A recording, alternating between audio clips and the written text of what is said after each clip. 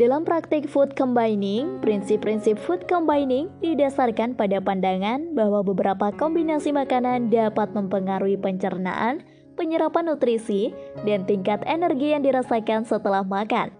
Akan tetapi, harus disadari bahwa kombinasi makanan juga bisa membawa pengaruh negatif yang ditinjau dari sisi nutrisi dan kesehatan. Penting untuk diingat bahwa efek dari food combining dapat bervariasi antara individu, dan beberapa prinsip food combining masih belum memiliki dasar ilmiah yang kuat. Lebih penting lagi, menjaga diet yang seimbang, beragam, dan sesuai dengan kebutuhan nutrisi individu tetap menjadi prioritas utama dalam menjaga kesehatan secara keseluruhan. Mari kita bahas satu persatu.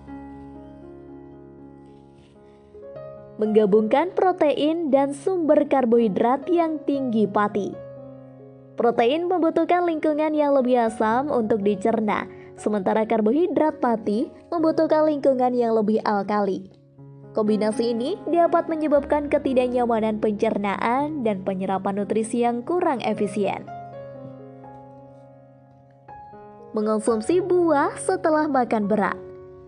Buah cenderung memiliki waktu pencernaan yang lebih cepat daripada makanan berat. Ketika dicerna, buah melewati saluran pencernaan lebih cepat dan dapat terjebak di atas makanan berat yang masih dicerna, menyebabkan fermentasi dan produksi gas yang berlebihan. Mengombinasikan asam dan lemak dengan protein. Menggabungkan makanan yang mengandung asam dan makanan yang tinggi lemak dengan protein dapat menghambat pencernaan dan penyerapan nutrisi. Asam dapat mengubah lingkungan pencernaan menjadi lebih asam, sementara lemak memperlambat proses pencernaan. Kombinasi ini dapat menyebabkan penyerapan nutrisi yang tidak optimal. Mengonsumsi susu bersama buah atau makanan asam. Susu mengandung protein yang membutuhkan lingkungan yang lebih asam untuk pencernaan. Sedangkan buah atau makanan asam memerlukan lingkungan yang lebih alkali.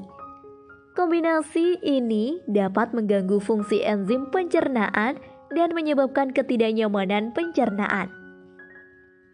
Mengombinasikan makanan yang mengandung enzim proteolitik. Makanan yang mengandung enzim proteolitik seperti nanas atau pepaya sebaiknya dikonsumsi terpisah dari makanan yang mengandung protein.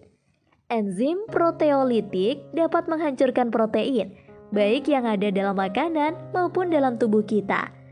Mengonsumsinya bersamaan dengan makanan yang mengandung protein dapat mengurangi efektivitas enzim pencernaan dan mempengaruhi pencernaan protein. Mengonsumsi minuman dingin selama atau setelah makan. Minuman dingin selama atau setelah makan dapat memperlambat proses pencernaan. Minuman dingin dapat mengurangi aktivitas enzim pencernaan dan menghambat pergerakan makanan melalui saluran pencernaan. Hal ini dapat menyebabkan gangguan pencernaan dan penyerapan nutrisi yang kurang efisien. Mengombinasikan makanan tinggi protein dengan makanan yang mengandung kalsium. Makanan tinggi protein dapat menghambat penyerapan kalsium dalam tubuh. Protein meningkatkan keasaman urin sehingga tubuh perlu menetralkan keasaman tersebut dengan mengeluarkan kalsium dari tulang. Mengombinasikan makanan tinggi protein dengan makanan yang mengandung kalsium dapat mengurangi penyerapan kalsium secara efektif. Mengonsumsi karbohidrat sederhana dengan lemak. Mengombinasikan karbohidrat sederhana seperti gula atau roti putih dengan lemak dapat menyebabkan peningkatan kadar gula darah yang cepat.